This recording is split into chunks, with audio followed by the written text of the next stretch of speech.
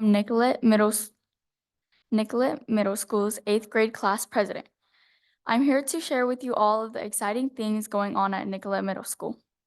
The Pack Track 2 dance was a resounding success, bringing joy to 450 kids through dancing, music, and pictures. Their hard work paid off. Our recent dance was a hit, with students reveling in dance and food. Tomorrow, Bar will host a popcorn party for Nicollet Middle School students who are nominated by their teachers. Lanyards are now mandatory, ensuring safety for all students.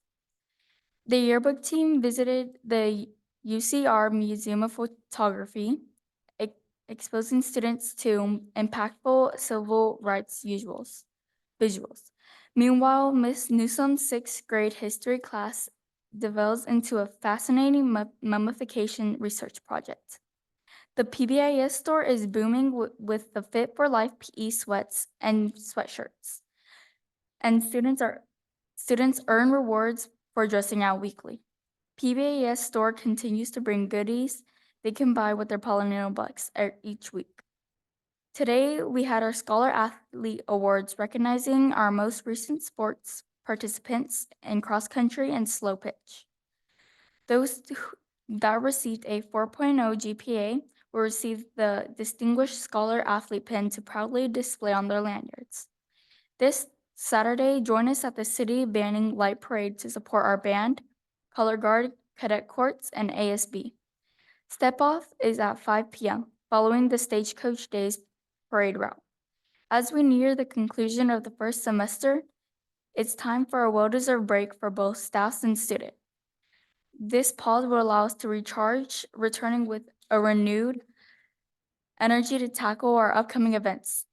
The Sweetheart Dance, Spirit Week, and Kindness Grams, fostering a culture of care and appreciation among our school. Have a beautiful rest of your week.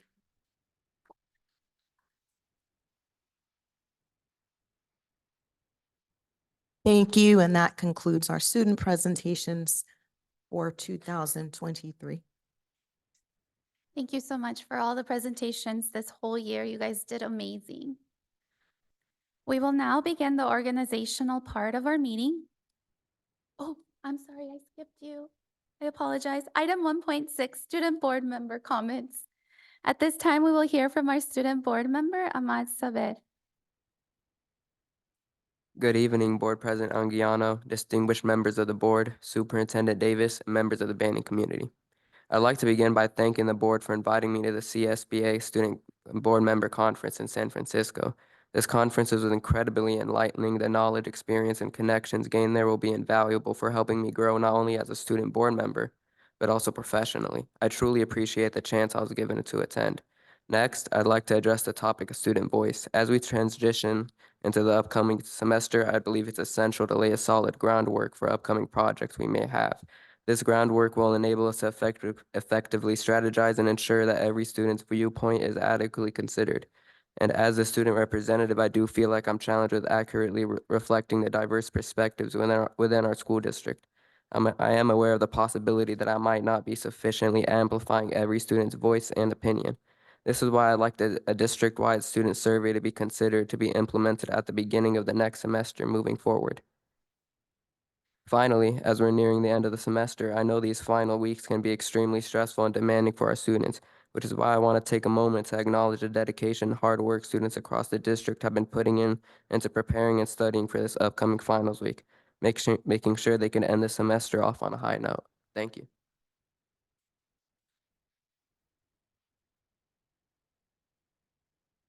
Thank you, Ahmad.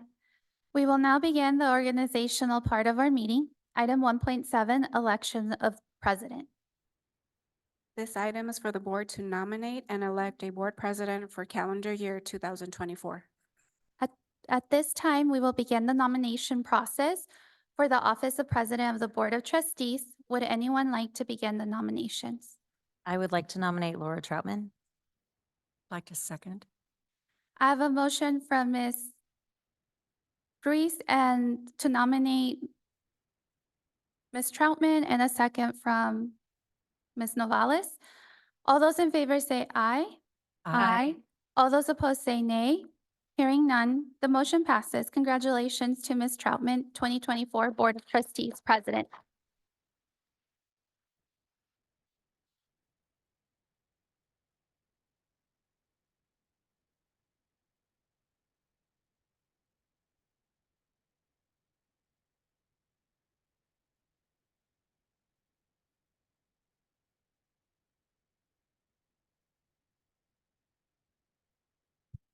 At this time, we will begin the nomination process to elect the new board clerk. Would anyone like to begin with their nomination? I nominate Ms. Ruiz. Okay. Do I have a second? I'll second that.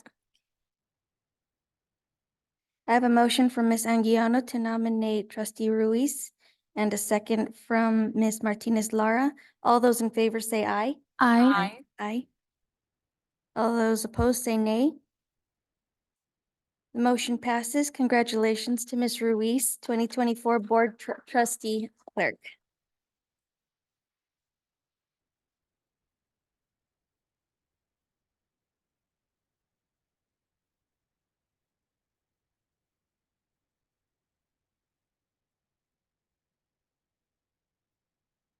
Item 1.9, election of voting representative at the annual county committee meeting on school district organization elections. This item is for the board to nominate and elect a voting representative to attend the 2024 Annual County Committee on School District Organization Elections. At this time, we will begin the nomination process to elect the representative to the annual meeting. Would anyone like to begin with their nomination? I'd like to nominate Shelley Ruiz. I second.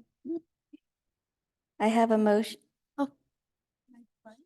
So you want to decline? Yes, please. Okay, I appreciate the nomination. okay. That's fine. Then I would like to nominate Ms. Novales. I decline. You decline. Mm-hmm. Mhm. I'll nominate myself. I second. Okay, I have a motion from Ms. Martinez Lara to nominate Ms. Martinez Lara and a second from myself, trustee Troutman. All those in favor say aye. Aye. Aye. All those opposed say nay. The motion passes. Congratulations to Ms. Martinez Lara, 2024 Board of Trustees Representative.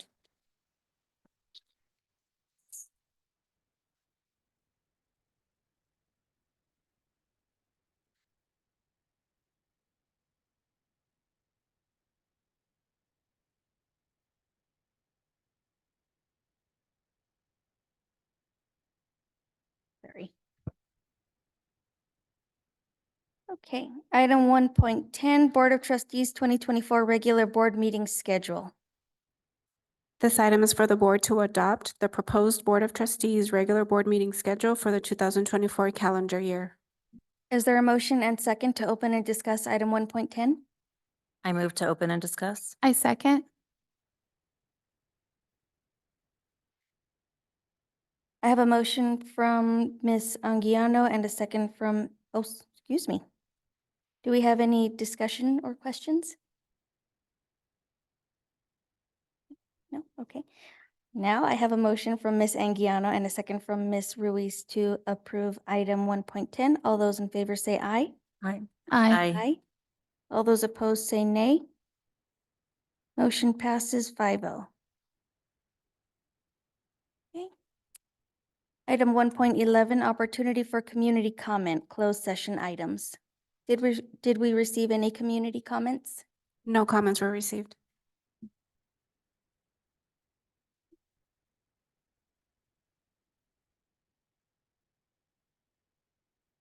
Okay.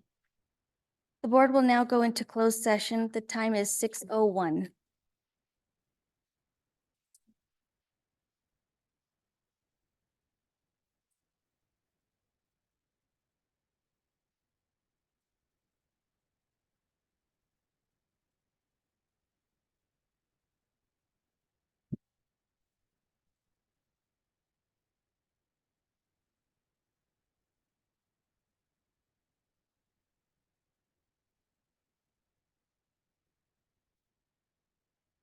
The board received information and was updated.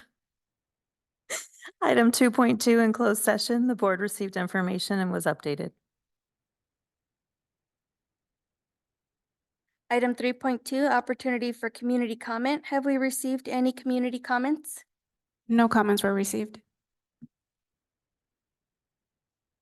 Item 3.3, BTA comments. I would like to welcome BTA President Anthony Garcia. Is he here? Is he online? He's online. Can we pull him up on there? Please.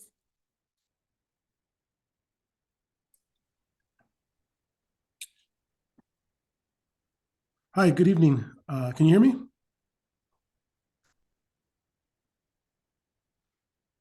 Yes, we can hear you. Thank you. Yes, we can hear you. Sorry I couldn't be there in person tonight, but I just wanted to congratulate new President Laura Troutman, new Secretary Shelley Ruiz. I wanted to thank Myra for her year of service as president. She did a great job. And I just wanted to thank everyone, all students, staff, and community members. Thank them for a great first half of the year and wish everybody a restful and safe holiday. 2 weeks coming up soon. And that's it. Thank you. Have a good evening. Thank you, Mr. Garcia. Item 3.4, CSEA comments. I would like to welcome CSEA President Jennifer Serrano. Is she online or here? She's not. Okay. Item 4, superintendent comments. Mr. Davis? Good evening, Madam President Troutman. Congratulations. And Clerk Ms. Ruiz. So I do want to start with that and just echo Mr. Garcia's comments, because as a superintendent, you deal with a lot of things and you have a lot of excitement and joys that you are a part of. But one of the things that's very unique is the relationship between the superintendent and board president. There's a lot of conversation that goes on all of the time, and I want to thank Ms. Aguiano in her time. As soon as she sat down in the seat, it was like boom, boom, boom. Next thing you know, she's just whipping through meetings like boom, boom, boom. And so it takes some getting used to, but I am really proud of your growth and had a great time working with you as the board president. And definitely look forward to working with Ms. Troutman. And just know I'm here to support you. We get through no matter what it is. We all make mistakes and it's all good. So congratulations to you, Ms. Troutman, Ms. Ruiz, and Ms. Martinez Lara, as you continue to be that delegate. So a few other comments that I want to make is I want to just share with the audience, our student board member, Mr. Ahmed talked about going to San Francisco. So Banning Unified School District had a unique opportunity to go to San Francisco. The governance team, several of the board members, myself, Ms. Lynette White, and we presented. There were over 4,000 board members and administrators in San Francisco for the annual conference. This is the only conference in California that is directly geared to board members. And so there's roughly about 6,000 in the state. There was about 4,000 there. And so we had a session where we presented on telling our story as a district. And we had a little over 100 people in the audience, and it went really well. And that's not me saying it. After that presentation was over, there was a line of people to talk to our board members, to talk to staff. And I believe I overheard one conversation. Someone was talking to our board members, Ms. Ruiz. I don't know if you were with Ms. Troutman and Aguiano. They were just saying, Banning is really setting the tone. You guys are making a change and we see it. And since then, I've received several emails and several responses, and I know Ms. White has. And we also had a member who's a board member in another school district. We won't get into that. But he commented and he says, I am proud to work in Banning. I see the work that the board is doing in the leadership. And I just have to tell you, that just makes my heart glow because of what the board is leading and what we're doing as a district. So you should be proud of our district and being able to present in the feedback that we received. So thank you guys for your time, and it was time well spent. Next, I just want to also share that we are going to be having some news coming up about the dashboard. As we all know, in California, every school district, every site is measured by a dashboard that's put out by the California Department of Education. Basically, that says, how is the school's district performing? And I believe that information is embargoed at this point, and they're still releasing a few things. But what I can tell you preliminarily, that probably isn't a word, is in almost every indicator, Banning made progress. And that's what we want. And you're going to be able to see that coming up. I don't know the exact date of that, the 15th of December. And so I just want to thank each and every employee. Each employee. It takes all of us to make this happen.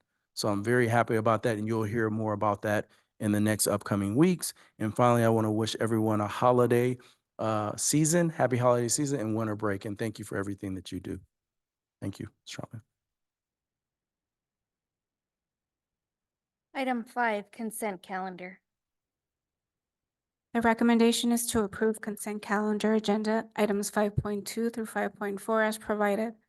All matters listed under the consent calendar agenda are considered to be routine and enacted by one motion and vote. There is no separate discussion of these items prior to the time the Board of Education considers the motion unless a member of the board or administrative staff requests that specific items be discussed and/or removed. Do we have a motion and second to approve the consent calendar agenda as provided? A second. I have a motion from Ms. Novales and a second from Ruiz. All those in favor say aye. Aye. Aye. All those opposed say nay. Motion passes 5-0. Item 6, special legal and discussion items. This item is for the board to approve the 2023-24 first interim financial report. Is there a motion and second to open and discuss item 6.1? I move.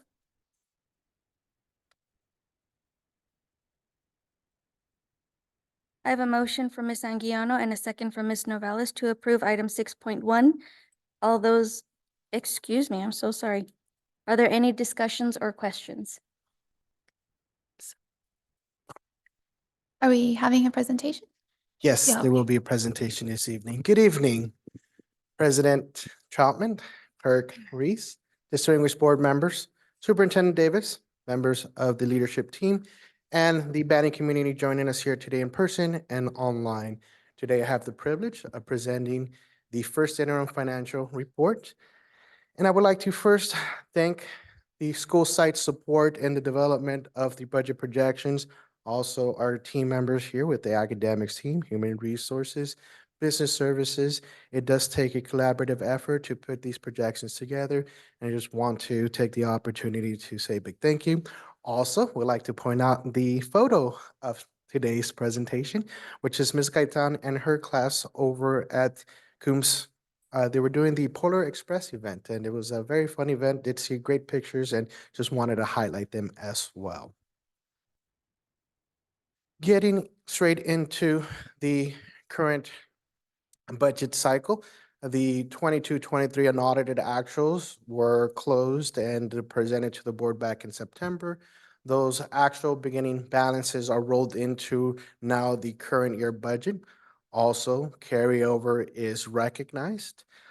Also, unearned revenues for categorical programs are then recognized as expenditures. So this is the process where we develop a budget back in June. The year still hasn't ended. We close the books for the year, and then now we roll over everything into first interim.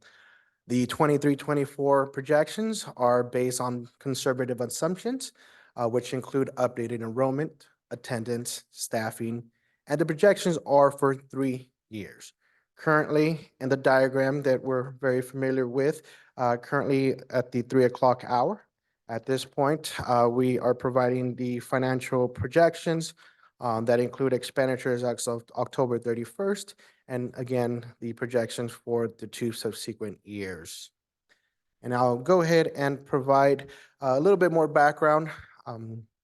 We are self-certifying as a positive certification through the interim reporting process. The district will meet its financial obligations for the current and 2 subsequent fiscal years.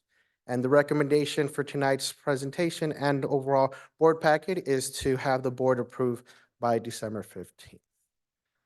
Before we get into the interim projections, do want to provide the board and the public a quick update on the overall state economy. The Legislative Office, Analyst Office, did provide some updated information as it relates to the cost of living adjustment for next year, 24-25. And if you remember, the budget cycle that we're discussing today is a 3-year budget cycle of the current year, 24-25, and the 25-26 fiscal year, meaning that the downward adjustment from a 3.94 COLA to a 1.27 COLA means that there will be reduced funding for education. And we'll go through what that means for Banning Unified. At the moment, the current projections, and I highlight that these are only projections based on 4 out of 6 economic indicators that are available today. Some of the reasons as to why there is a downward adjustment for the COLA for next year is last year, there were about $26 billion in revenues below the projections and tax collections. Also, tax collections for the current year have been delayed. And then there's an expected deficit of about $68 billion at the state level for the following year. And some of the reasons for that is that the current state economy is currently being identified as cooling down or slowing down because of interest rates. Unemployment has also increased. There's been a decline of wages in the last 5 quarters. And like I said earlier, the tax collection delays have created a bit of a challenge in terms of being able to accurately recognize the revenues the state has received versus its projections. On January 10th, the governor will be providing its proposed initial budget for the new 24-25 fiscal year. It is not expected for the governor to address the reduced COLA projected by the Legislative Analyst Office. We are expecting that the finalized, and that is in quotes, a COLA will be released by April. There's still a lot of negotiating at the state level before the enacted budget, meaning that we won't necessarily find out where our true COLA is until either April or June. Some of the possible solutions that the Legislative Analyst Office suggested was decreasing Proposition 98 guarantee, which is the funding for education, K-14, including community colleges. Also, there is a reserve, a very healthy Proposition 98 reserve. Currently, there's about 24 billion available, so that's also another option to balance the budget at the state level. There were one-time funding reductions last year to help address the deficit from last year. Also, there's expectations that there may be reductions in one-time funding for 24-25. And like any business or any other organization, it's always a matter of either shifting costs, reducing expenditures, or maximizing the leverage on other funding sources. Now I'll pass it on to Mr. Eddie Ramos, Director of Fiscal Services, to talk about enrollment. Good evening, Board President Troutman, Board Clerk Ruiz, esteemed Board of Trustees, Superintendent Davis, and the Banning community. So picking up right where Mr. Herrera left off, and he provided an update on what those factors are looking like on the state's end. So let's go ahead and take a closer look at the district's enrollment projections. In the graph on the far left, you'll see the pre-pandemic years, beginning with 18-19 towards the middle and the right a little bit, you'll see the current fiscal year. And on the left-hand side, my other left, on the right-hand side, you'll see the projected enrollment information. So some of the things to highlight for the 23-24 fiscal year is that in June, when the board approved the budget, our enrollment projection was looking at about 4,450. Well, as we moved into the fiscal year, the actual enrollment is 4,330. Now that's a decline of 120 students. So the previous trend was our enrollment was looking relatively flat during the interim reporting periods. There was some minor fluctuations, but now our new trend is declining enrollment. So in comparison of the 22-23 fiscal year versus the 25-26 projected enrollment, it looks like we're projected to lose about 217 students. Now, when we look at the span of the 2018-2019 fiscal year on the left, compared to the projected 25-26 year, all in all, it's about a decline of 438 students. Now, our centralized registration department is working very hard to look at exit codes for those students to determine, where are these students going? So, Before you leave this slide, I think it's important for the board to hear this. Is this a trend in California or in the nation after the pandemic, if you will? Because I just want to give some perspective to it. That is an excellent question, Mr. Davis, and Banning Unified is not alone in this. Throughout the state, districts are seeing a declining enrollment. Now let's go ahead and take a look at the revenues and expenditures for fiscal year 23-24. On the left-hand side, we have the general fund revenues totaling 89 million. On the right, we have the general fund expenditures, and that includes our restricted programs as well as unrestricted programs. Our expenditures are totaling 94 million. Now, what that shows is that our expenditures are greater than our revenue. And that's mostly due to spending down that carryover. We have quite a bit in one-time funds that we're spending down. So our revenues are less than the expenditures. Now, some important highlights included in these figures are the one-time salary payment of 1.1 million, as well as carryover expenditures that without revenue totaling 2.8 million. Now, when you isolate the unrestricted general fund and you back out that one-time salary payment as well as those carryover expenditures, it takes the 2.6 million deficit in the unrestricted general fund and flips it to a 1.3 million surplus.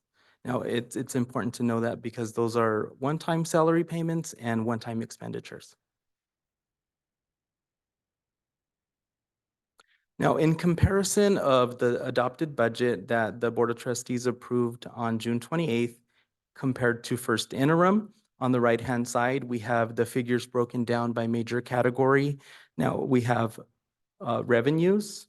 So the differences between the adopted budget and first interim presented today is 2.7 million increase in revenues. We have a total of 10.8 million increased expenditures. And going back to the previous slide, that's spending down those one-time funds, spending down the carryover funds.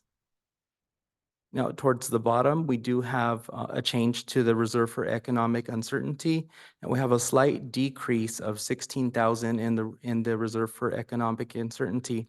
Now, that calculation is based on total expenditures. So as our expenditures go up, we take a percentage of that, and that's our reserve for economic uncertainty.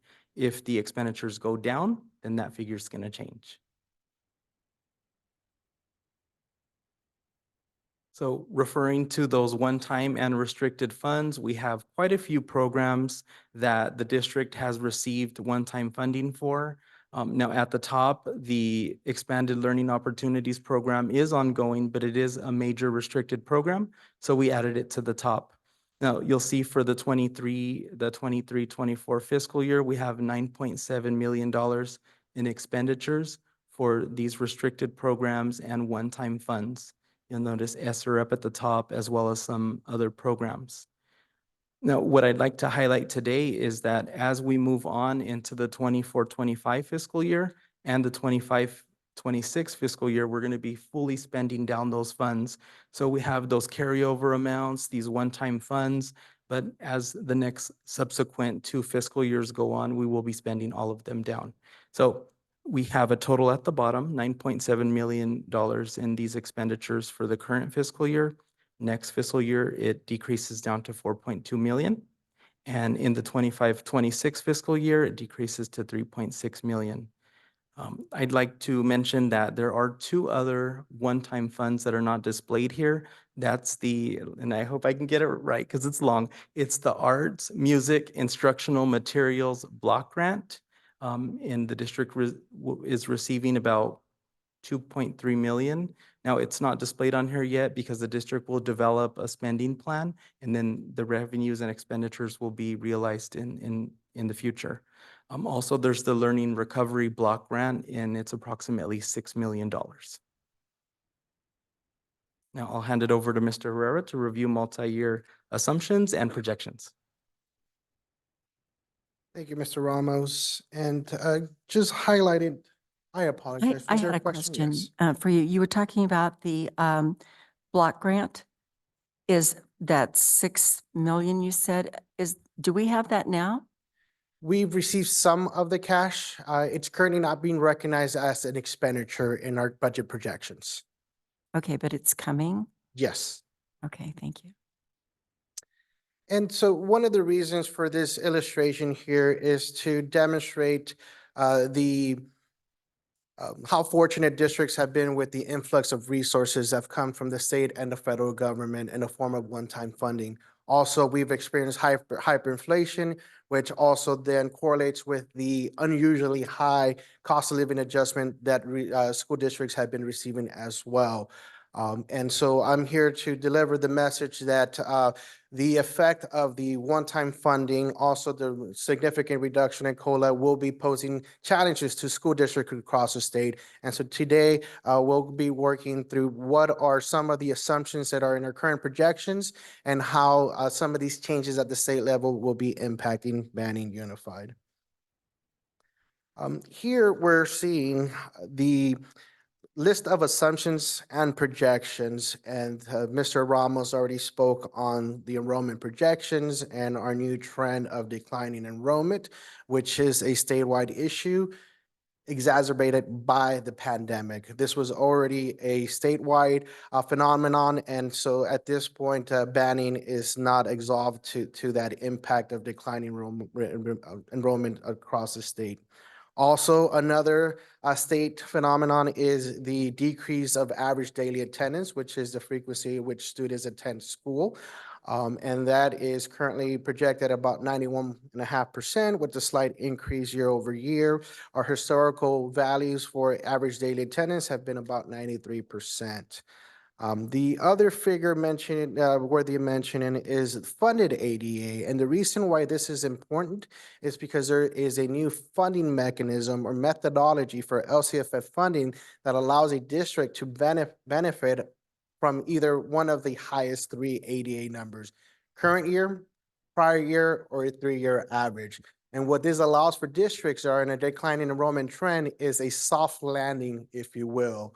And so one of the impacts is that once we're beyond the 3 years, we're not beyond the 3-year average. And then that's where we see the majority of the impact of some of the decrease in enrollment in ADA and in overall funding by the year 25-26. The current projections in our multi-year projections do include the higher 3.94% COLA, which we see here with the double asterisk there. And another figure to be mindful about is the increased cost for pension for classified employees known as CalPERS.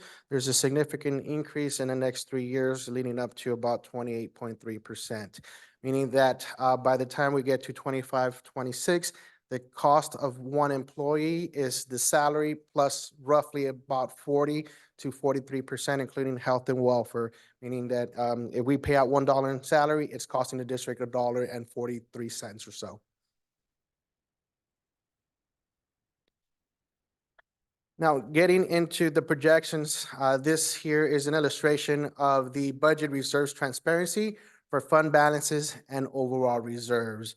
And here, I would like to go ahead and draw your attention to the projected reserve for economic uncertainties of $6.3 million in the current fiscal year, which is about 6.63% reserve.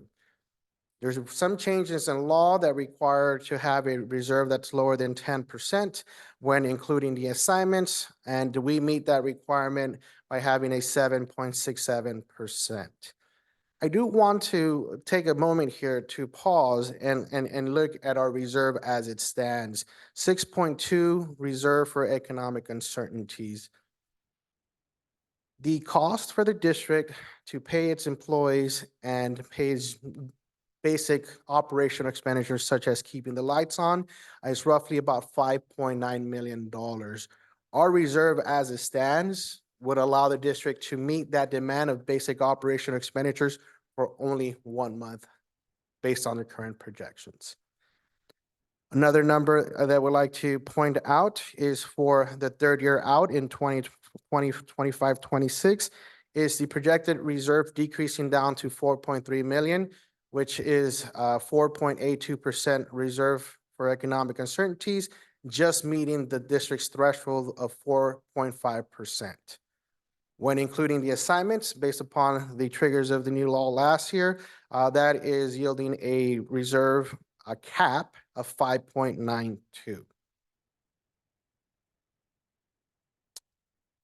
Digging deeper into the components of the fund balance, which includes both assignments and commitments, we have the same commitments that were board approved back in June, with some adjustments as explained, and I will go ahead and go through some of the major changes as it relates to the June adopted budget. As you may remember, June 28th of 23, at that point, we had settled negotiations with BTA. Those increases in salaries and benefits were included in the budget. However, the district had not concluded its negotiations with CSCA and had not captured the increase for non-represented employers. There was a line item under labor relationships for 23-24 in the amount of $3 million. That figure has now been reduced to zero and has been moved up to an expenditure.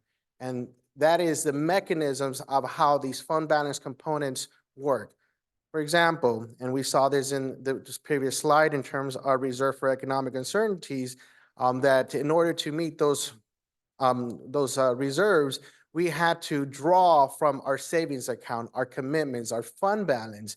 And here we had to draw about $2 million in attendance loss due to COVID-19, because that is a true impact. Also, there was a line item for unforeseeable operational factors. In this case, the COLA being reduced and other general expenditures also being reflected, are being covered by our savings account. And then moving on into year 3, as all of the one-time fundings are expiring, we also had a line item being very mindful of potential ongoing expenditures that were being funded out of one-time dollars. So this here is a perfect example as to how the district has been very fortunate in the last 2 to 3 fiscal years in having additional resources to create a very healthy fund balance, allowing the district to meet its financial obligations in the current and 2 subsequent fiscal years. So now let's dig into. I do have one question Yes, for ma'am. you. You're showing in 2024, when are we breaking ground on the TK? We are expected to break down in 25-26, so summer of 25. Excuse me, I apologize. We're looking to complete the project by summer of 25. In terms of breaking ground date, we don't have that yet. I apologize. Okay, so is that amount reflected in this projection? The amount here, and thank you for the question, it is this particular line item for Universal Transition Kindergarten is to go ahead and meet the district's obligation to match the state grant funding that's been received. It also does have a contingency or allowance built into it. We're only required to make a $1.2 million contribution. The additional dollars that are in here, about 800 plus and another $500,000 by year 3, is to take care of any overhead expenditures, increase in construction costs, also the startup cost of developing an expanded transition kindergarten program. Okay, thank you. Again, these commitments here are for anticipated expenditures and is being very conservative in a sense of putting away savings for things that will be coming up. Okay. So the illustration that's provided here is looking at where we stand currently with the current COLAs being projected. The top portion is showing the balances in the unrestricted general fund. And we see here, focusing on the second year out, 2024-25, utilizing a 3.94% COLA yields a deficit of $2 million. This here includes minimal one-time expenditures.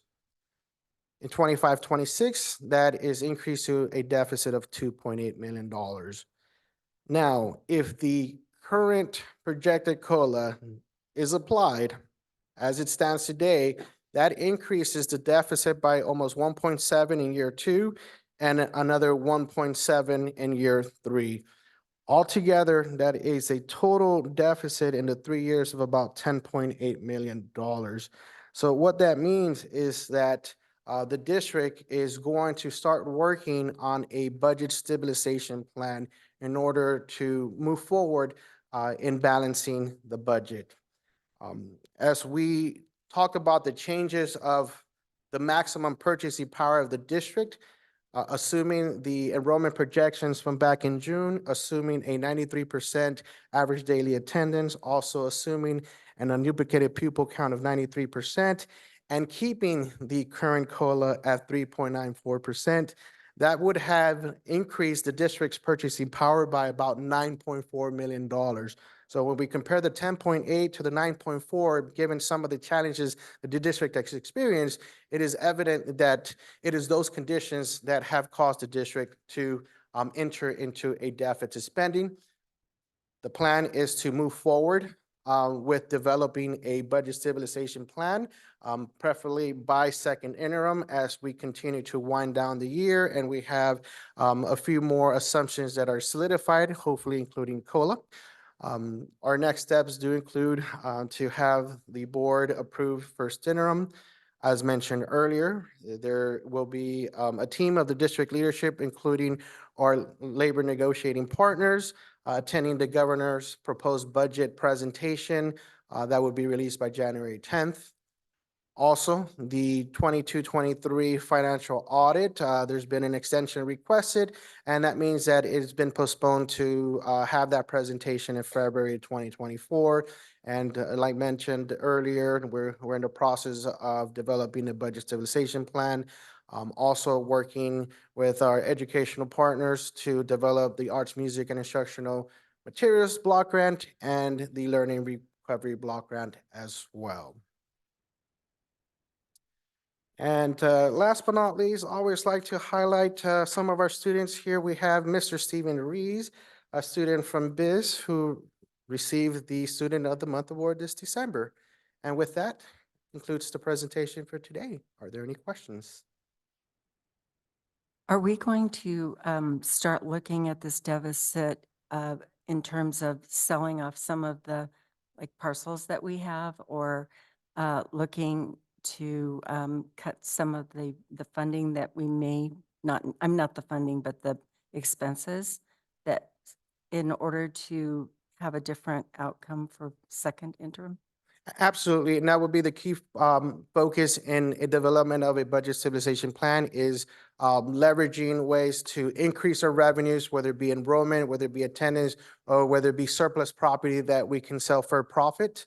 Or on the flip side is also looking at our expenditures and being more efficient in some of our operational ongoing expenditures as well, evaluating everything from salaries all the way to operational services and other projects that might even reside out of the unrestricted general fund to continue to support the unrestricted general fund. So there's different mechanisms, and it's looking at the entire gamut from revenues to expenditures to even just being more efficient of even processes and possibly even changing some of our current practices as well. Okay, thank you. Any other questions? No. I have a motion from Ms. Anguiano and a second from Ms. Novales to approve item 6.1. All those in favor say aye. Aye. All those opposed say nay. Motion passes 5-0. Item 6.2, review and discuss board bylaw 99322. It allows the Board of Trustees to discuss the item as needed. So I think this was a request to bring forward in our agenda review. I don't know if we can open up that attachment. Can we do that on screen? So currently, Banning Unified School District's bylaw 9322 deals with agenda content and agenda preparation. So there's been a request to have a discussion, the board to have a discussion about when we have agenda preparation. And so in terms of what that means is every time the agenda is published, the board president meets with superintendent, executive team to go over the agenda, to steer that, what's going to be on the agenda, have discussion. And I think for this past year, at the request of the board president, past president, Ms. Anguiano, was to rotate not only the board president, but also members of the board to provide capacity building, to be involved in that process. And so one of the conversations was, should that be added to the bylaw? So at this point in that, can you open?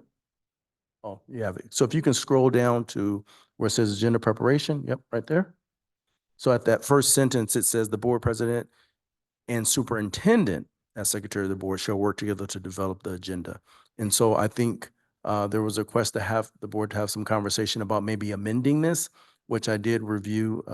Ms. Valencia helped me review other bylaws that they have made revisions in this area. So that can be done if the board wishes to revise that to speak any specific way to have some type of rotation. So when I became the board president, I did ask for all board members to have the opportunity to rotate and be part of the agenda review meetings with the superintendent. And I personally found that very helpful, and it created transparency and trust among the board, and also the opportunity for all board members to experience what it takes to create the agenda and to have input. I would like to see this continue. I believe it would help as the boards lead the district, because I did experience not being allowed to be part of that, being told, yes, you can, and then it not following through. And I believe that was not beneficial for the board as a team to function and lead. I have to second that. It is, this past year has been very beneficial as a board member to be able to sit in on the agenda review, to get my questions asked and to have a better understanding of how the process goes. So I do agree with having this put on our bylaws. And as a new board member, I really appreciated the fact that there were more points of view, a broader base, and that gave more credence to, I guess, to the validity of individual board members being able to contribute in their strengths. So I really appreciated the opportunity to do that. So I agree as well.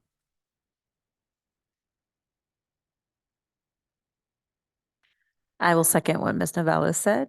As a new board member, it was very beneficial to understand the process of how it happens. I felt like it kind of onboarded us a little bit faster. Ms. Martinez Lara, did you have anything? So with that said, what I can't, Oh, I was just gonna add, if possible, if everyone agrees on the board, it's not to require the board member to participate, but if they wish, they have that opportunity. So it's not a requirement, but an opportunity, which sounds like many of us did take advantage of and benefited from. okay. So with that said, I can revise and next meeting, bring back a revised bylaw with that language and go over that with the board president, and then bring that back for the board to vote upon. I had another quick question. I know that, well, I don't know how they were before, since I never really was allowed to participate or the opportunity, but I understand the purpose of having cabinet there and not just the superintendent and the board president. So I don't know how everyone feels, but if they feel that that's appropriate, maybe we should take advantage and include that, because it doesn't specify unless I missed it when I read it. You know what, I thought about the same thing because every district is different. Sometimes it's just the superintendent and board president. And prior to me becoming the superintendent, I believe that's how it was. It was the superintendent and board president only. And in my experience in the past, it's always been the executive team because I want to make sure the board clearly has the picture because I only know so much. They are the experts in their field, and so that helps. And so adding any language would help at the direction of the board. I personally like having the cabinet there at the agenda review because certain questions that may come up about specific items that they are privy to that information to that Mr. Davis may not have at the time. So I think it'd be best to keep them coming to the agenda review. Thank you for that clarification. Okay. Item 7, 7.1, Educational Services Intervention Program Presentation. At this time, I invite Dr. Causey Bush and Dr. Pendleton to share their presentation on the district's intervention programs.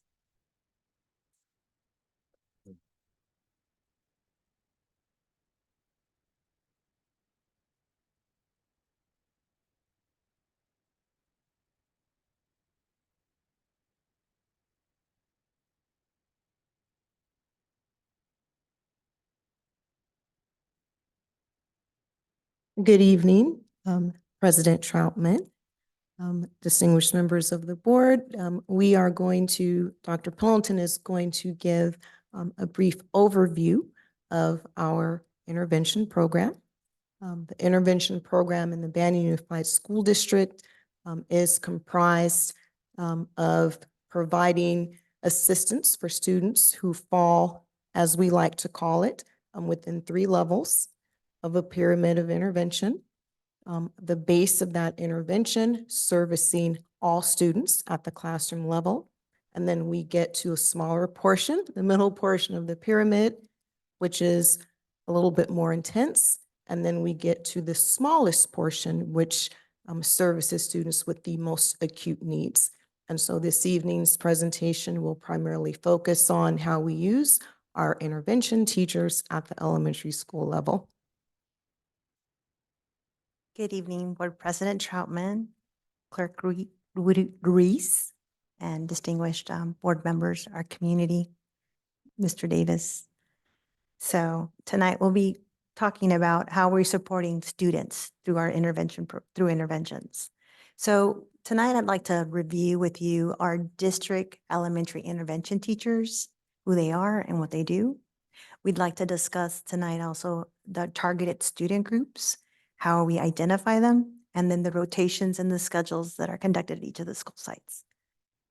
So our intervention program primarily rests in our elementaries. At every elementary, we have a designated person who provides support to those students who are 2 and 3 grade levels behind in both ELA and math. I'd like to introduce you to our elementary district intervention team. It's comprised of Ms. Renee Miller, who is an intervention teacher at Cabazon Elementary, Luis Estrella, who is our dual immersion English only intervention teacher at Central Elementary, Crystal Carrasco, who is at Hoffer Elementary, and Mr. Kyle Klontz, who is our intervention teacher at Himmerling Elementary. So I wanted to start off with this slide because it really just lays out what effective support is, what targeted support is, and what it is not. And so in targeted support, we focus on it being ongoing.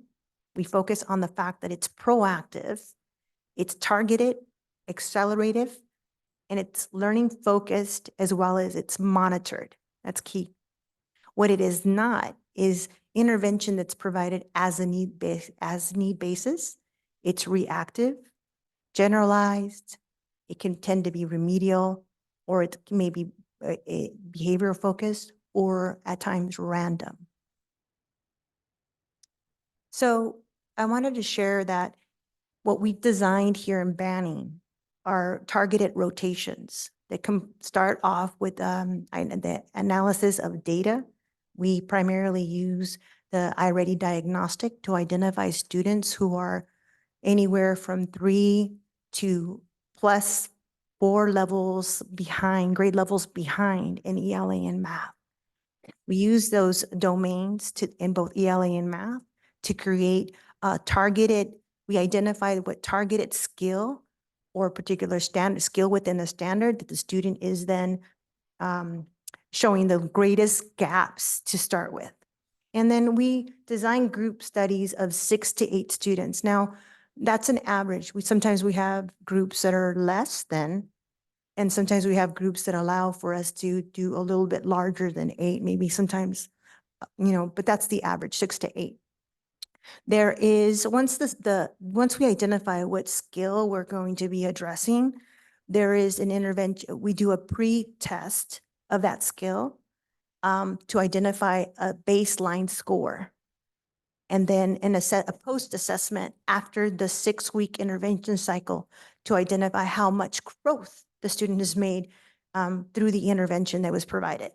And lastly, I'd like to highlight the data tracker we use to monitor student progress. An example of this is our ELA data tracker.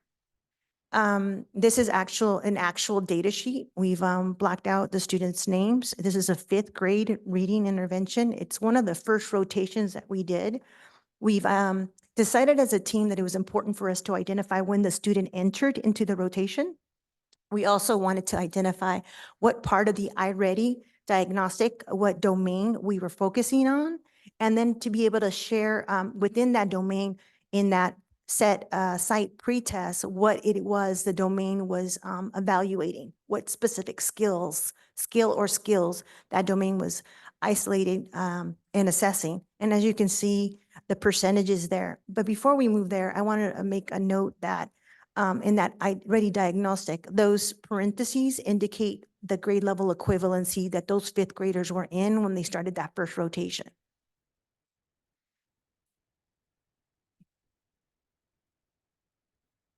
This is, I have a really important question. When you say it is not remedial and you're showing these, can you please clarify how it is not remedial?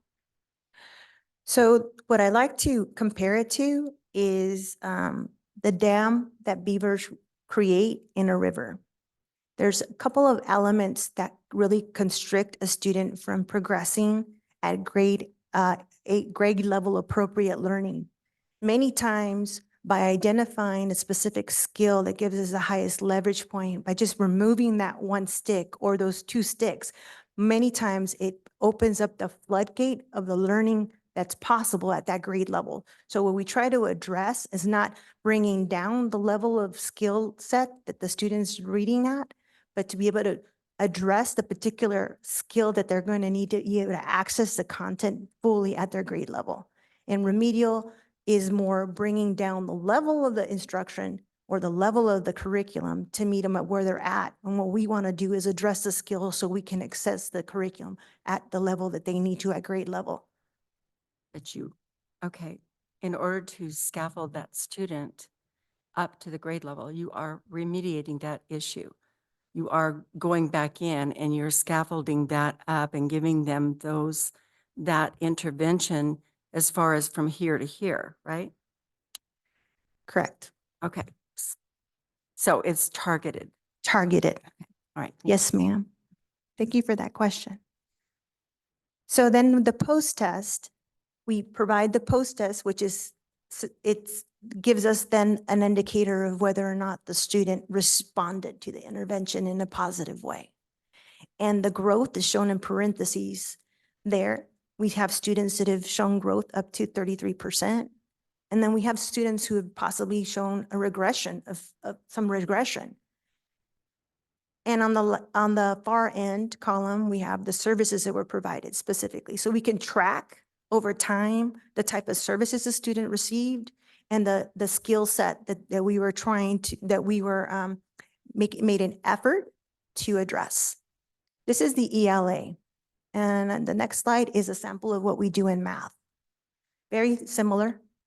As you can see, this is also a 5th grade class in mathematics in the first rotation with their math diagnostic showing their grade level equivalencies. We had students at 5th grade doing math at 1st grade and kinder still. And as you can see on the growth end, we've had significant growth up to 34 points, 33%, excuse me, not points, percentages of growth when they addressed number-based algebraic thinking, and math fluency. So next, I just want to share with you our intervention rotations. Our intervention rotations are Mondays and Tuesdays, ELA, with Wednesdays being data reflection, team planning, and collaboration time.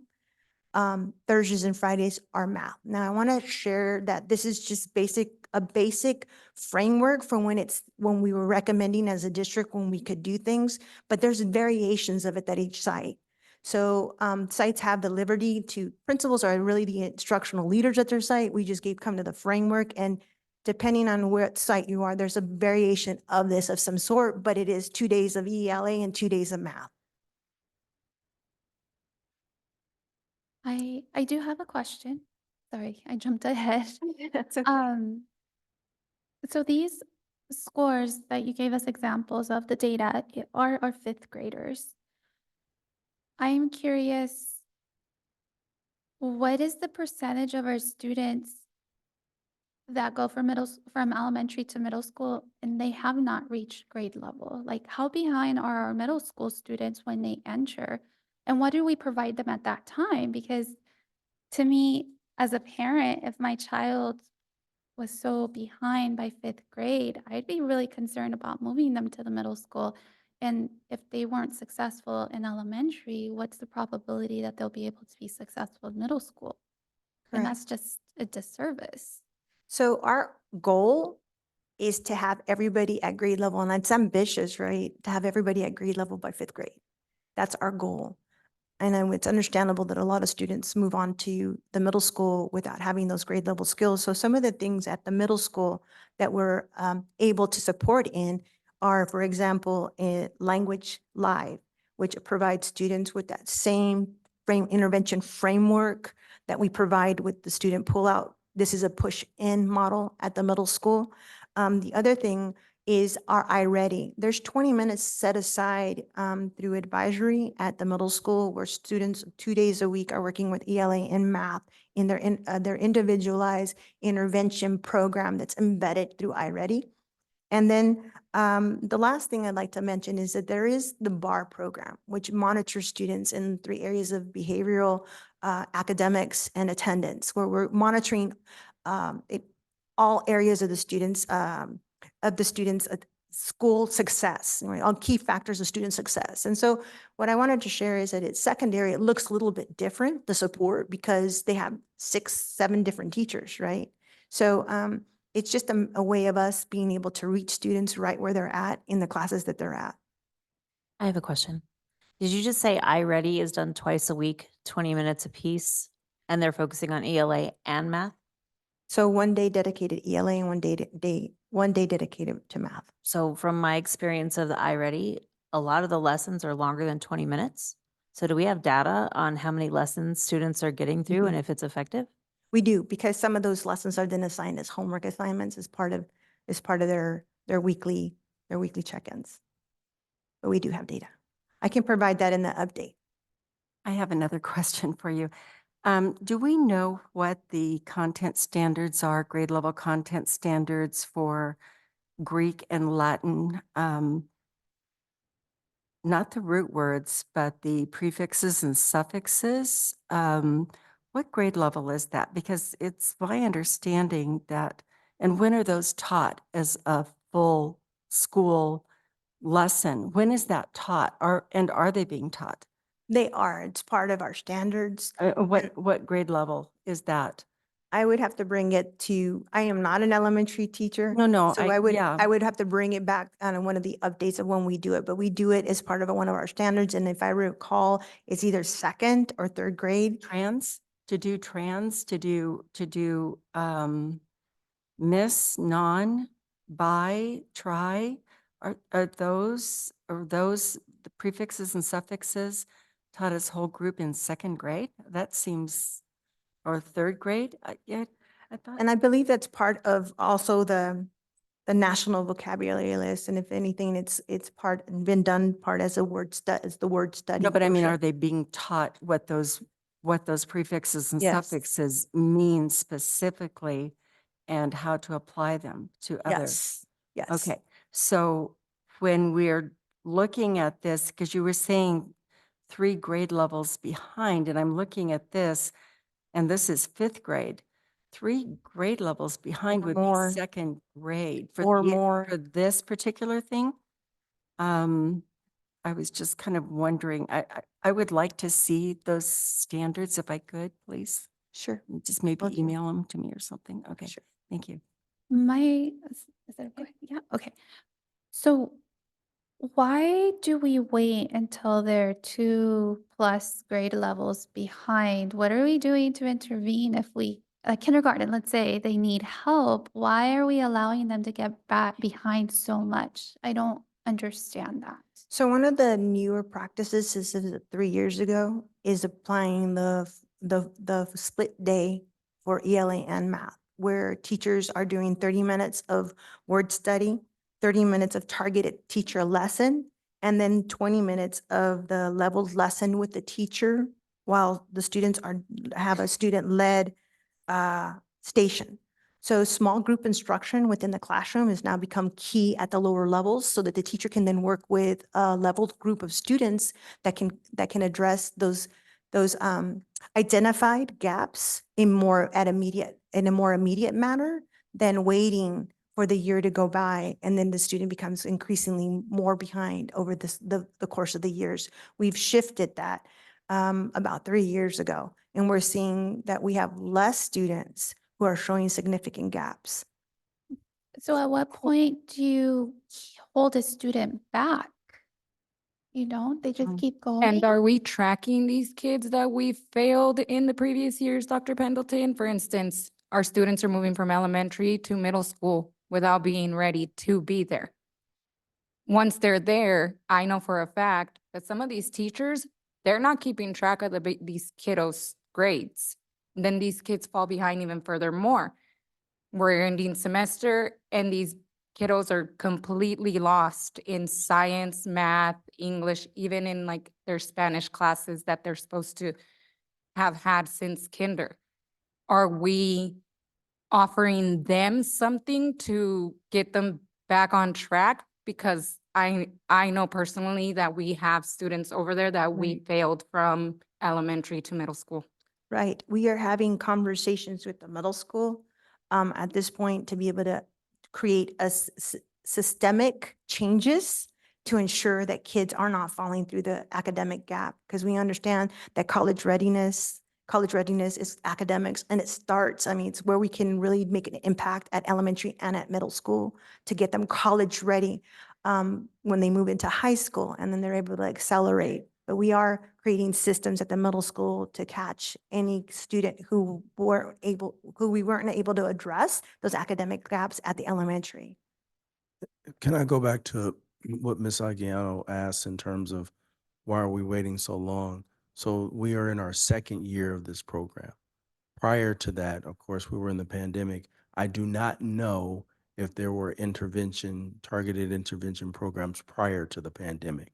That's correct. So There was given not. that was something that the staff identified, was put into the LCAP to address these specific issues of students being so far behind. So the goal as we continue to move forward is to catch that immediately with their current assessment to then provide them with the intervention. That way they don't get that far behind. That's the goal. But intervention is a child who is 2 or more years behind. So if it's done in the classroom. Well, if you're behind a year or 2, yes, that should be a part of the regular differentiated instruction in the classroom. Correct. This is much more specific and targeted if a student fars further behind. But my point just being, this was, in our second year, we're just trying to make a lot of headway. We have a lot of work to do. So my question was, do we currently have enough intervention teachers to intervene when these students, because, okay, we have groups of 6 to 8 students per school, and then we have 1 per school. But is that enough for the students that are struggling? Because there might be some that need more help than others. Correct. So are we giving those ones more help, or are we only doing the times assigned, the day and times assigned? That's a great question. So let me clarify. The groups are 6 to 8, and they run about 20 to 30-minute sessions depending on the grade level. And there's multiple groups running in a 6-week cycle. And one of the things that we have started to do at one of the sites, and we are looking at expanding it, is being able to utilize the intervention coaches as well, because they've been trained in all the intervention strategies along with the intervention teachers to be able to support the additional needs that we see arising in certain areas and in certain classrooms.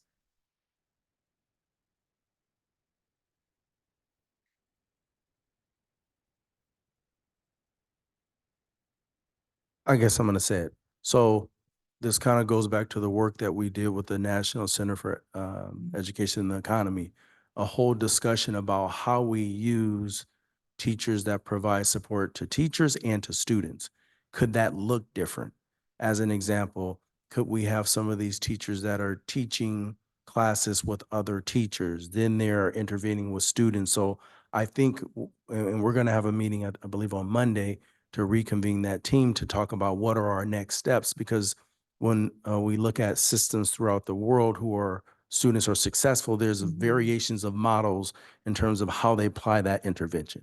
So having just one person intervene, is that, could we do better in having more teachers in the classroom and intervening? And that's a route we want to look at to improve our practice. That's a good response. What percentage, Dr. Pendleton, of students are in intervention as opposed to just doing whole class scaffolding of, or? That would vary from site to site. And I could give you a percentage provide that information in the weekly updates, because that would depend on site to site, because the enrollment is much larger, let's say it's central, versus Capizon. Well, I mean, but the percentage would, I mean, wouldn't it be a similar percentage or? It depends. Yeah, it depends. So I can provide that in the weekly updates. Okay, thank you. Okay. Thank you. Thank you for that. Item 8.1, Human Resources Agreement, University of California, Riverside Extension Bilingual Authorization Certificate Program, 2024-25. This item is for the board to approve the agreement for the 2024-25 school year with the University of California Riverside Extension to provide bilingual authorization certification program to current banning USD teachers. Is there a motion and second to open and discuss item 8.1? I move. I'll second. Okay, I move. Any discussion? I'm just happy that we're doing this and that our team thought outside of the box and that our students are going to have more opportunities to excel in the middle school. And yeah, thank you for doing this. I just wish we would have done it sooner. Any other questions, comments? No. Okay. I have a motion from Ms. Anguiano and a second from Ms. Ruiz to approve item 8.1. All those in favor say aye. Aye. All those opposed say nay. Hearing none, motion passes 5-0. 8.2, Human Resources, amended academic calendars for the 2023-24 and 2024-25 school years. This item is for the board to adopt the amended academic calendars for the 2023-24 and 2024-25 school years. Is there a motion and second to open and discuss item 8.2? I move. I'll second. Any discussion or questions? Do we have that calendar? Is it right there? Yes, Yeah. it's this one. Oh, it's that one. It's ours. Oh, no. no, it's the that's not- academic calendar. It's the academic. Oh, I'm sorry. Board doc. I apologize. I know that we sent a copy or a message about the change. Is the district planning to send another one next week? Just to make sure that A reminder? parents didn't forget. Wait, this one. They have it. There was messages sent through, Apogee. yeah, through Notes. Apogee. I saw something come through for the. Yes, we will follow up with another message to go out. But I would also like to take this opportunity. You put it on. Can you put it on ours? ours? It's not on our screen. Oh, I gotta pull it up over here. Oh, God. Yeah, I just wanted to take an opportunity to apologize for the confusion that this has created for our community, our parents. And I am thankful to all of the teachers that did notify us of this error and also for them getting the message out in time to make the correction. It was only at one error on the 19th, not being a minimum day. It is a full day for elementary only. It is a minimum day for middle school and high school due to finals week. So it was a clerical error that we did fix, and I do apologize to the board and the community for that error. Thank you. I have a motion from Ms. Novales and a second from Ms. Ruiz to approve item 8.2. All those in favor say aye. Aye. All those opposed say nay. Hearing none, motion passes 5-0. Item 8.3, Human Resources, Western Governors University Clinical Practice Agreement. This item is for the board to approve the Western Governors Clinical Practice Agreement. Is there a motion and second to open and discuss item 8.3? I move to open and discuss. I'll second. Any discussion or questions? I know I had asked, will we get a copy of like the list of agreements that we already have in place? I'm curious like how many, because I feel like they come up pretty frequently, which is great because it gives opportunities, but just curious. We're currently working on ensuring that all of it's updated. We already have a list, but we need to make sure that all of the current ones that we're adding are on there. And I will provide that in the weekly update. Awesome, thank you. And Ms. Troutman, do we know when we're going to be getting our board calendar that has all of that information on it? So we know when things are coming up, because we've discussed that in the past. No, it's a board calendar. I think that was sent a couple Mm. months ago. It was, I know it was in Okay. communication. We can resend it. Okay, thank you.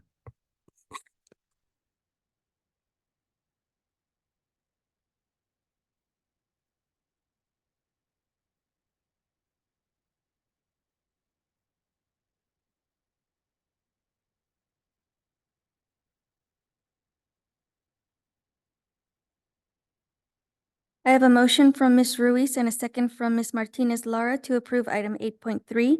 All those in favor say aye. Aye. All those opposed say nay. Hearing none, motion passes 5-0.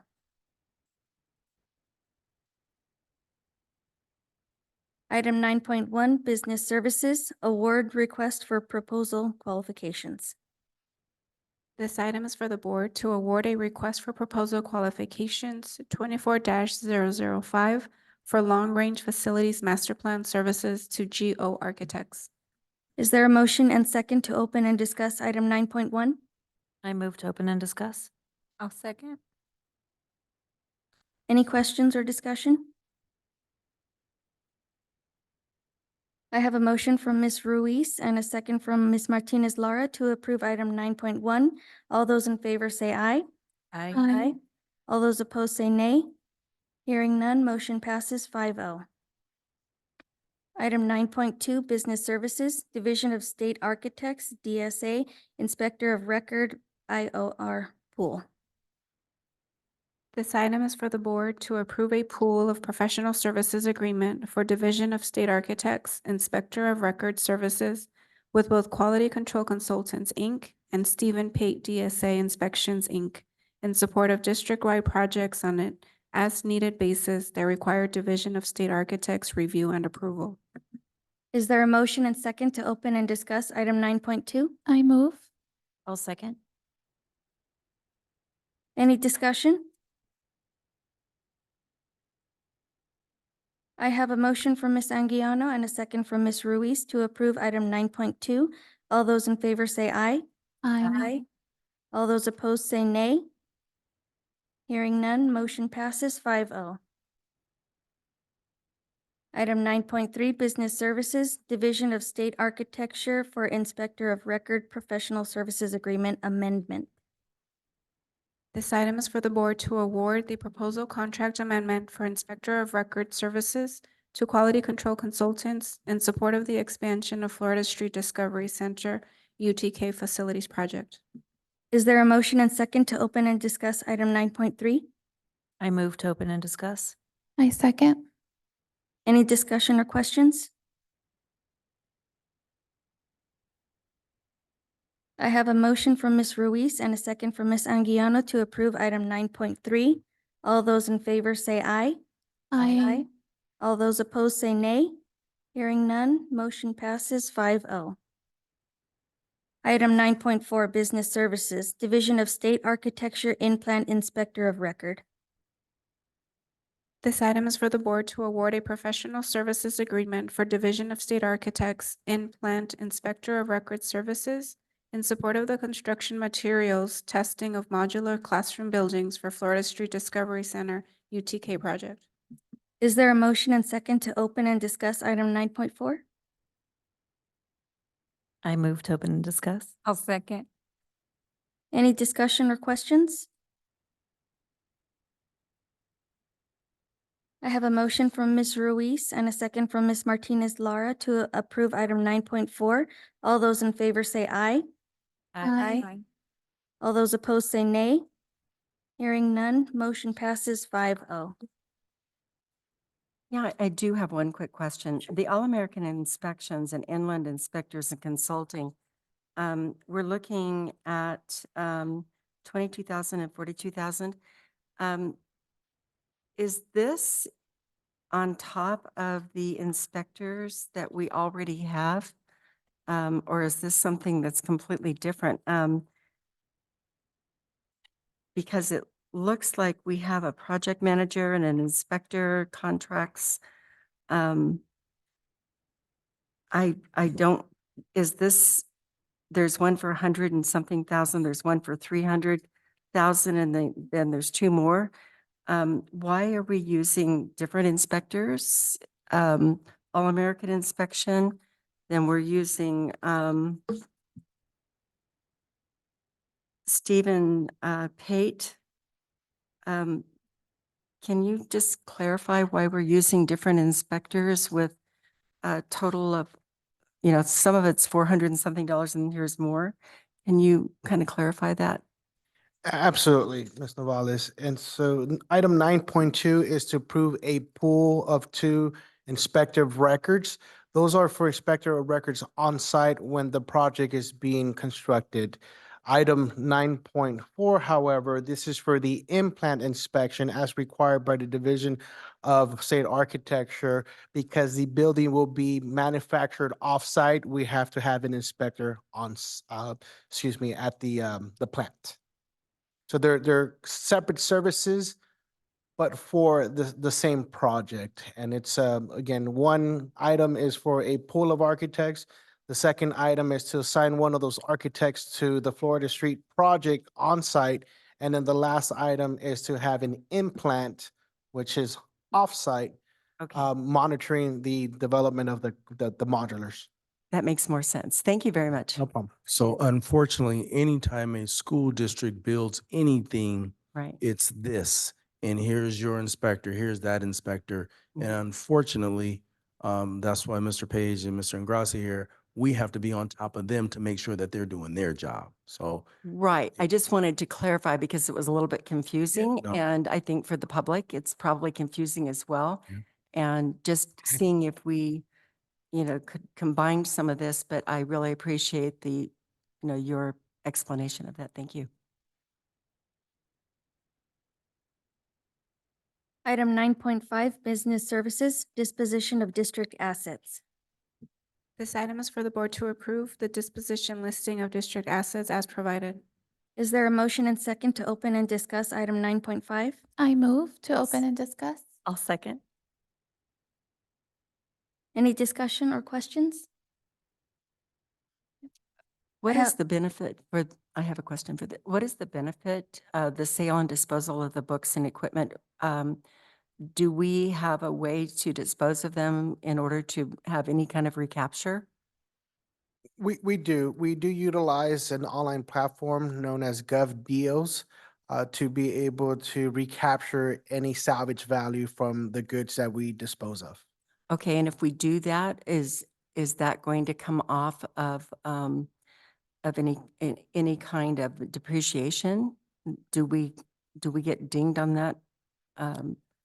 On our Depreciation would taxes only every be t- added to capital assets. In this case, in the form of a vehicle that's this old, depreciation would be fully exhausted and recognized as an expense for governmental reporting. So there's very minimal benefit from the depreciation side for governmental reporting. However, there's a salvage value that is recaptured that is recognized revenue for the district.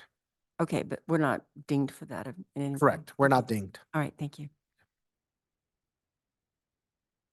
Any other questions or comments? I have a motion from Ms. Anguiano and a second from Ms. Ruiz to approve item 9.5. All those in favor say aye. Aye. All those opposed say nay. Hearing none, motion passes 5-0. 9.6, business services, contractual agreements. This item is for the board to approve and or ratify contractual agreements as provided. Is there a motion and second to open and discuss item 9.6? I move to open and discuss. I second. Any discussion or questions?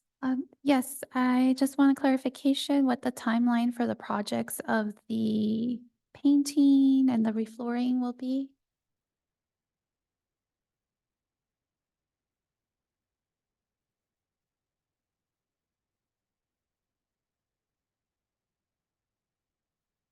So I believe the question was getting an update in terms of timeline for the project that's currently on the list here, or are we Central specifically, or we're talking district-wide projects?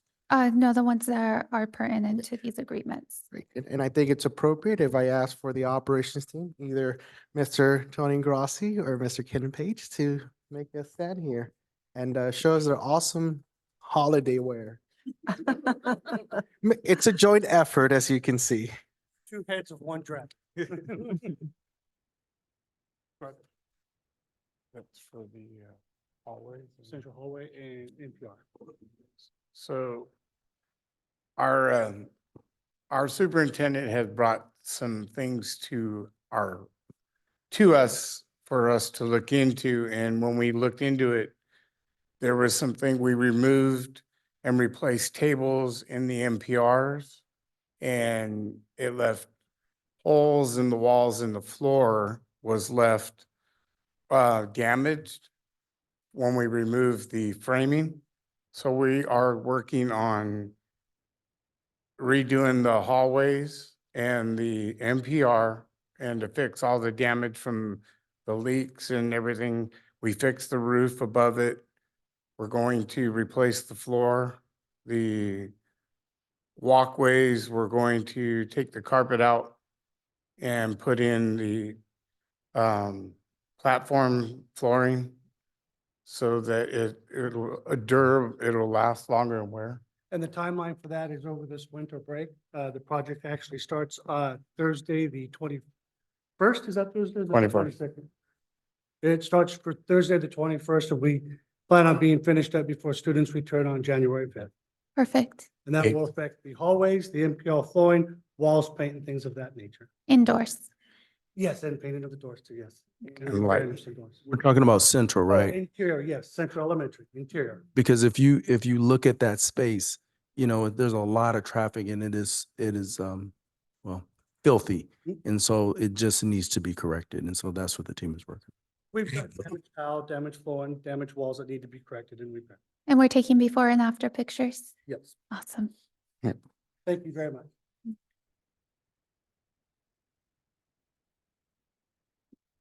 Any other discussion? I have a motion from Ms. Ruiz and a second from Ms. Anguiano to approve item 9.6. All those in favor say aye. Aye. All those opposed say nay. Hearing none, motion passes 5-0.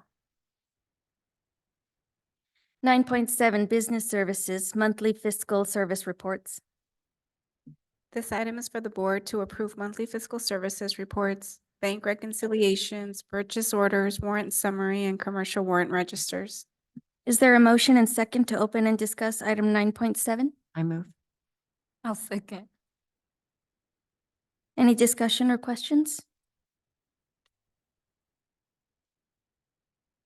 I have a motion from Ms. Novales and a second from Ms. Martinez Lara to approve item 9.7. All those in favor say aye. Aye. All those opposed say nay. Hearing none, motion passes 5-0. 10.1 Governance Training Updates. So I am very happy to announce with the board's commitment to continue to build the district and school board's leadership. The board has agreed to work with a consultant, Franklin Covey, to work on modules such as responsibility and roles of the board, shared vision, accountability, and community engagement. So on January 5th, which is the Friday before we return, there will be a special workshop with the board and superintendent governance team to talk about responsibilities and roles, specifically about the impact that the boards have on the community, effectiveness of the school board and superintendent relationships, and trust and credibility. And I will just add, I just would like to thank the board for being willing to do that and committed to that, because that does take time, and it's really rich and deep discussion with the intent to improve the overall governance to support our students in our community. Thank you. Thank you for that. Item 11.1 Board Members' Comments. Would anyone like to start? I can go first if it's okay.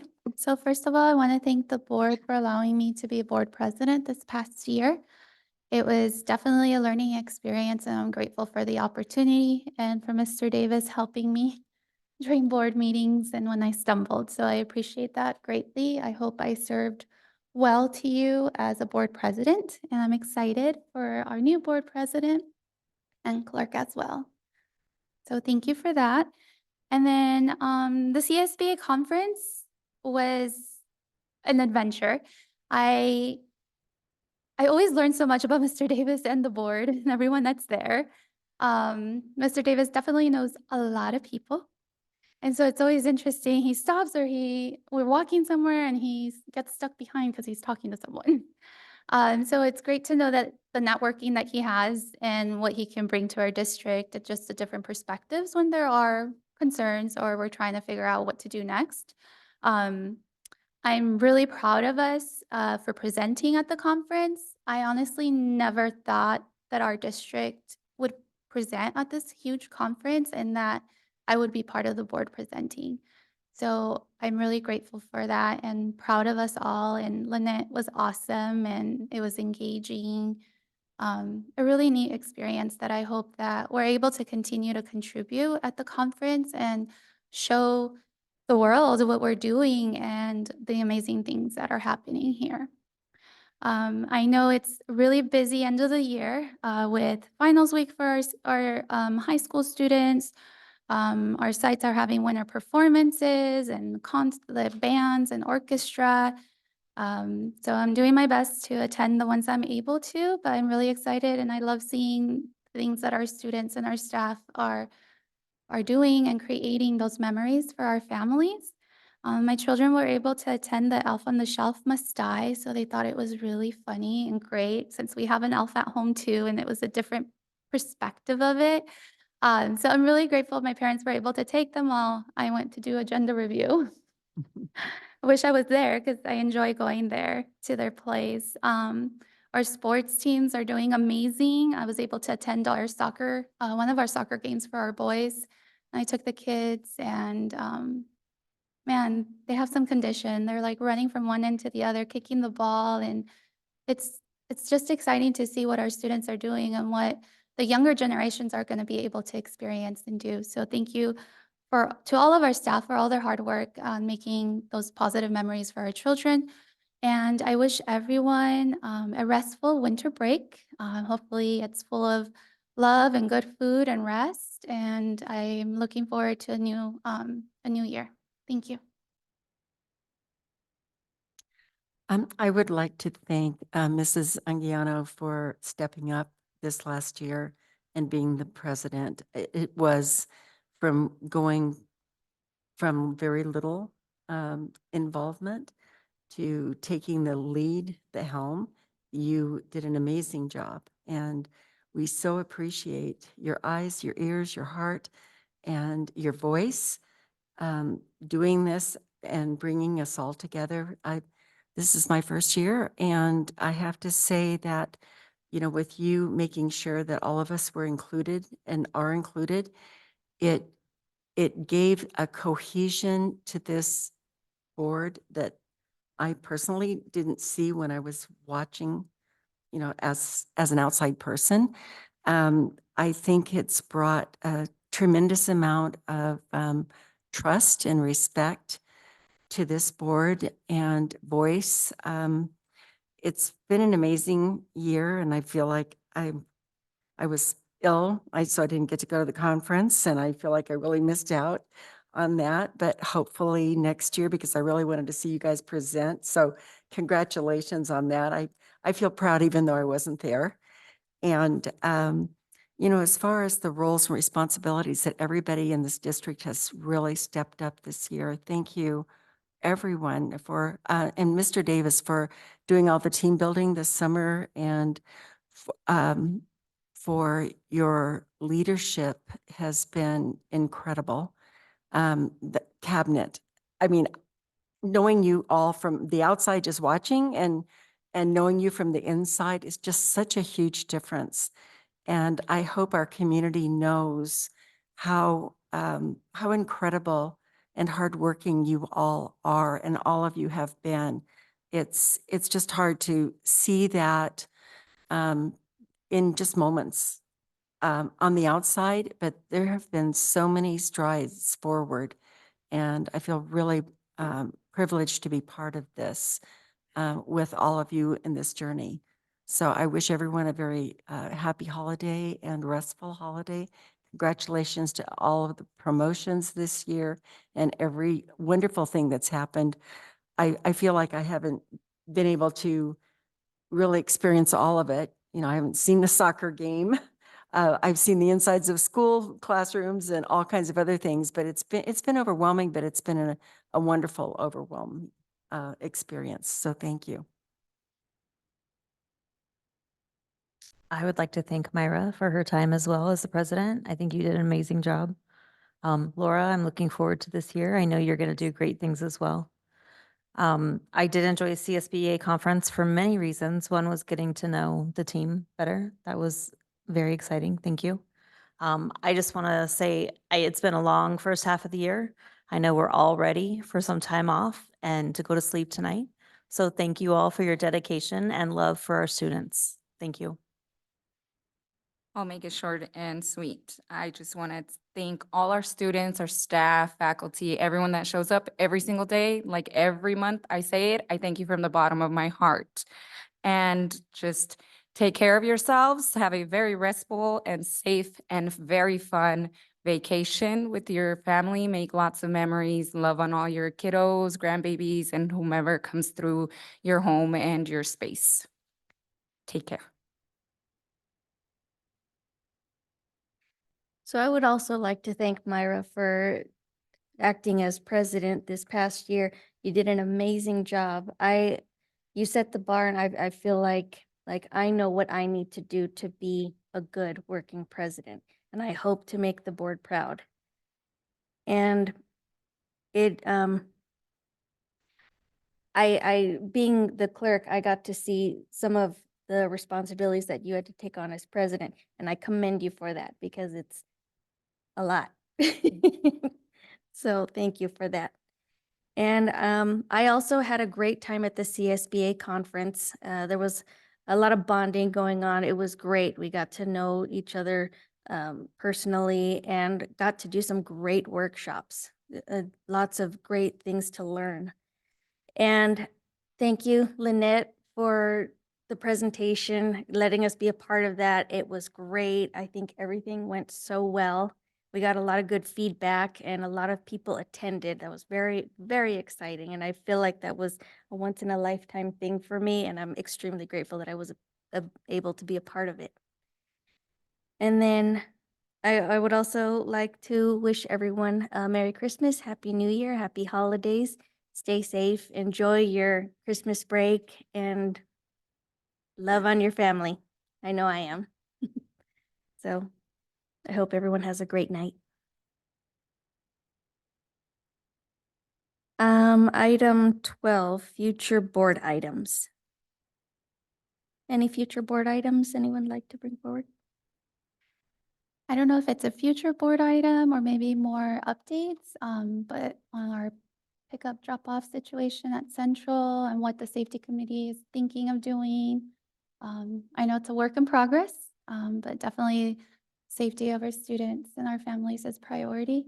And I appreciate that the blacktop was resurfaced. It looked really pretty and bright after Thanksgiving break, but definitely want to see it more smooth. And I can update the board in the near future because we have had some conversations about some additional adjustments that need to be made to continue to improve that space. Do we need to reconvene in closed session? No? Okay, great.